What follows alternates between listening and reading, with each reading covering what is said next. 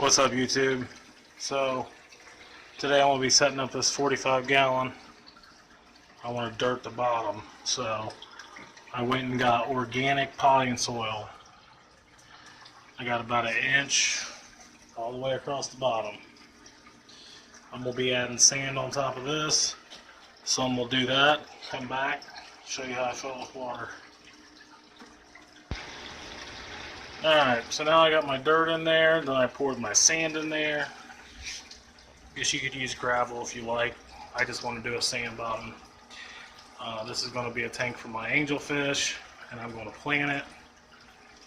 So next step, I'm going to add the water, get the filter going, and we'll see how it goes.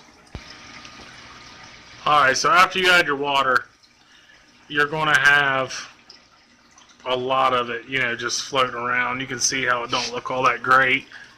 I got it floating, everywhere in the water. Obviously, you just added potting soil to the bottom of a fish tank. It's going to look rough. What you want to do is you want to fill this up. Like I just put the hose in here. I got the hose still sitting in the back here, if you can see it. Yeah, there you go. I just clamped it to the side here, and I turned it on, barely turned it on, so it doesn't stir, as much as the bottom up. Like at least as possible, least amount as possible, you want that water pressure. So what I do now is I'm going to let this run for a few hours. I'm going to do a water change. When I do the water change, I'm going to suck as much of that up as I can. You're not going to get it all. Yeah, it's going to take a little bit to settle. It doesn't look all that bad. Yeah, you got stuff floating. Let's see. There's definitely stuff floating in the water.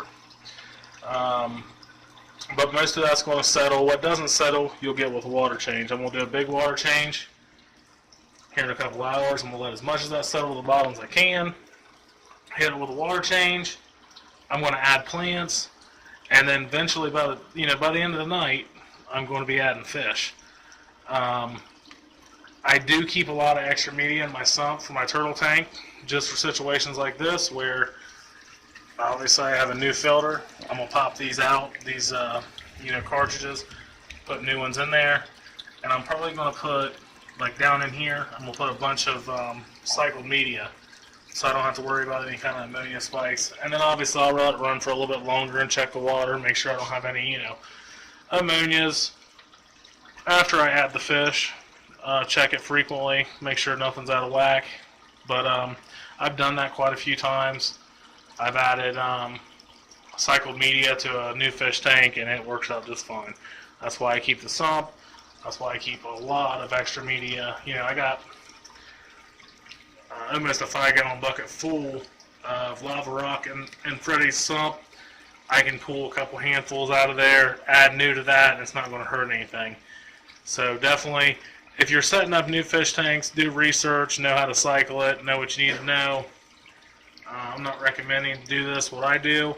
It's just what I do, and it works for me. And you got to do whatever works for you. So I'm going to add plants to this. Next time you see it, hopefully it's a little bit clearer.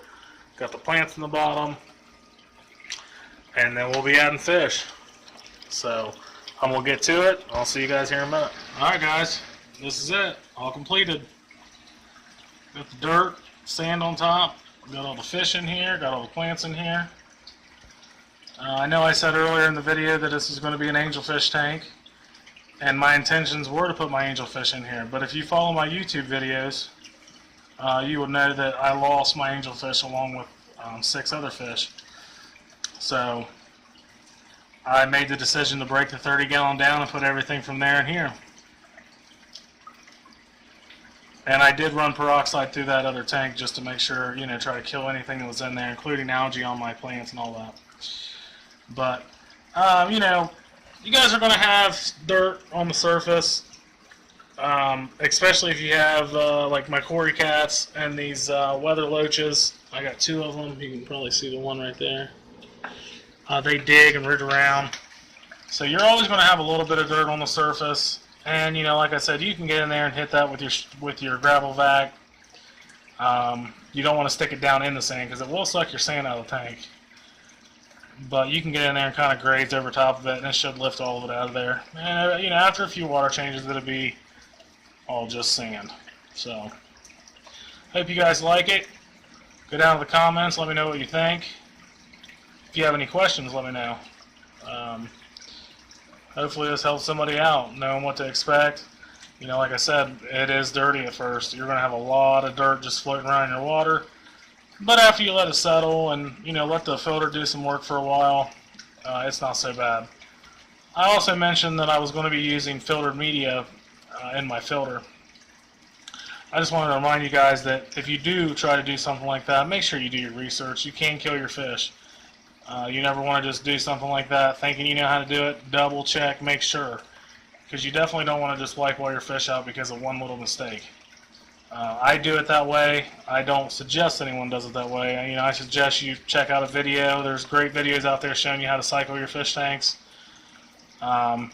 Check one of those out. I have been checking my water every day, or at least every other day, and it's been doing fine.